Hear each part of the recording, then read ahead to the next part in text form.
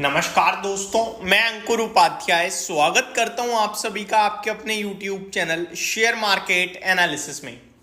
दोस्तों यहां पे आप सभी के साथ बात करने वाला हूं वेदांता के स्टॉक के बारे में। एक्चुअली में मार्केट्स में बहुत कम न्यूज़ हैं, कम अपडेट्स हैं, कम स्टॉक्स हैं, तो जो अपडेट्स मैं आप सभी के साथ शेयर कर रहा हूं वो ऑलरेडी हो सकता है मैंने कवर करी हो, बट नज़दीक आ रही हैं क्योंकि चीज़ें, तो रिमाइंड करा रहा हूं। बस शुरू करते हैं। अब वेदांता की बात करी जाए तो पहले मैं आपको बता दूं, वेदांता की तरफ से अभी 2-3 दिन पहले एक अपडेट आई थी।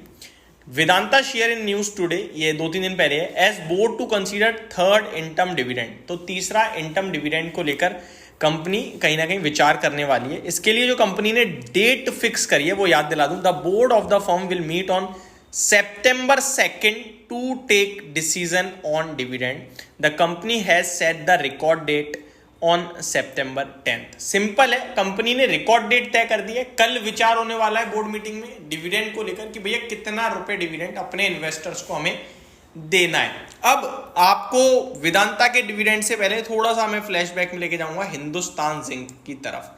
हिंदुस्तान जिंक की बात करी जाए दोस्तों, तो हिंदुस्तान जिंक ने रिसेंटली डिविडेंड दिया था 19 रुपए प्रति शेयर का। कितने का? 19 रुपए प्रति शेयर का। दोस्तों वेदांता हिंदुस्तान जिंक में अराउंड 62 to 63% का स्टेक ओन करती है।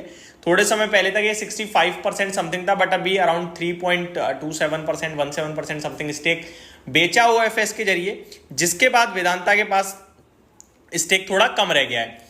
अब हिंदुस्तान जिंक ने जब 19 रुपए प्रति शेयर का डिविडेंड अनाउंस करा, तो जो डिविडेंड निकला है हिंदुस्तान जिंक के पास से, वो सबसे बड़ा डिविडेंड वेदांता पे ही जाएगा, क्योंकि वेदांता उनका सबसे बड़ा इन्वेस्टर है, सबसे बड़ा शेयर होल्डर है, आप ये कह सकते हो, क्योंकि वेदांता की ही सब्सिडरी कंपनी हिंदुस्तान जिंक है।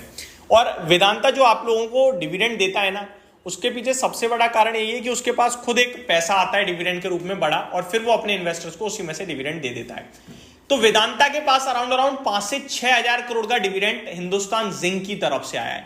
अब बस उसी पैसे को वेदांता अपने शेयर होल्डर्स को बांटने जा रहा है एज अ डिविडेंड। तो ये अपडेट हो गई। कल आपके लिए डिविडेंड की फुल क्लैरिफिकेशन आ जाएगी कितने रुपए का है।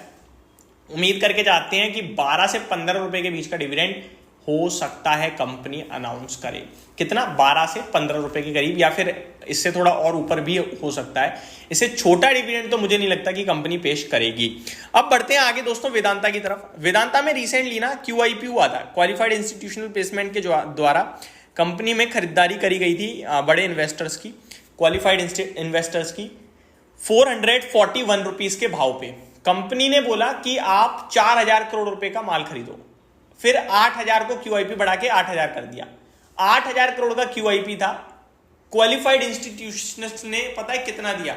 24000 करोड़ रुपए की बिड पहुंची, यानी कि डिमांड बहुत हाई थी। उसके बाद स्टॉक, मैंने आपसे कहा कि ये ले लो भाई साहब, मौका है। ये 441 के नीचे अभी बाजार की करेक्शन बोल लो, मेटल्स की गिरावट बोल लो, कुछ भी रीजन बोल लो जिस भी वजह से गिरा है, लेकिन ये अपॉर्चुनिटी है क्योंकि QIP में बड़ी बाइंग आई है। बड़ा मतलब उनको सबको पॉजिटिव दिख रहा है वेदांता इस भाव पे। 460, 480, 500 के लक्ष्य दिए थे मैंने आपको, अभी 468 ऑलरेडी हो गया है। 473 का हाई लगाया फ्राइडे के ट्रेडिंग सेशन में। मैं यहां से भी कह रहा हूं ये 480 दिखेगा, और कल अगर डिविडेंड अच्छा आ गया ना तो कल ही शूट कर जाएगा ये स्टॉक। आप मेरी बात याद रखिएगा, ये कल ही शूट कर जाएगा। 468 पे भी प्लेस्ड है ये स्टॉक। मेरे को लगता है 480 आपके लिए कल या परसों देखने को मिल सकता है, और उसके बाद हमें वॉच करना है कि भैया डिविडेंड कितना है, क्या होता है क्या नहीं, और स्टॉक आपके लिए इवेंचुअली 500 रुपए की तरफ तेजी से बढ़ता हुआ दिख रहा है मुझे। तो वेदांता का शेयर यहां से क्रिस्टल क्लियर ऐसा लगता है मुझे, होल्ड करना चाहिए, बने रहना चाहिए, कोई दिक्कत परेशानी का विषय दिखता ही नहीं है।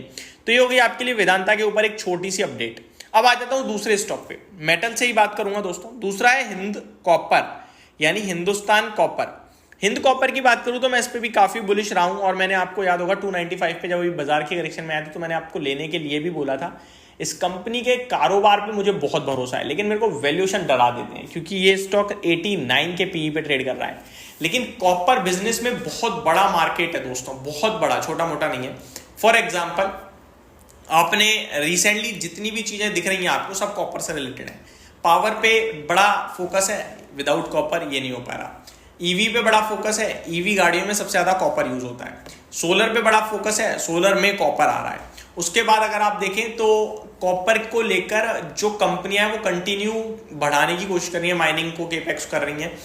तो ये दर्शा रहा है कि कॉपर की डिमांड बहुत हाई हो सकती है आने वाले समय में, जिसके चलते मेरे को हिंदुस्तान कॉपर का शेयर पसंद आता है। स्टॉक की बात करें तो ये आपके लिए अभी टेक्निकल टर्म्स पे तो स्ट्रॉन्ग है ही है, और फंडामेंटली भी स्ट्रॉन्ग है, बस वैल्यूएशन थोड़े से महंगे दिखते हैं, तो कभी कोई गिरावट हो तो जरूर लीजिएगा। बाकी इसको अगर आप ले रहे हो तो लॉन्ग टर्म पर्पस से सोचिएगा, छोटे पर्पस से मत सोचिएगा।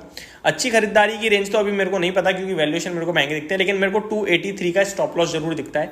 जिसके पास भी है लॉन्ग टर्म के लिए वो 283 के स्टॉप लॉस के साथ होल्ड करके बैठे रहे, बस इतना ही कहना चाहूंगा। ये मेरी तरफ से अपडेट थी, होप आपको सब कुछ क्लियरली समझ में आया होगा। Thank you so much for watching this video, have a great day guys.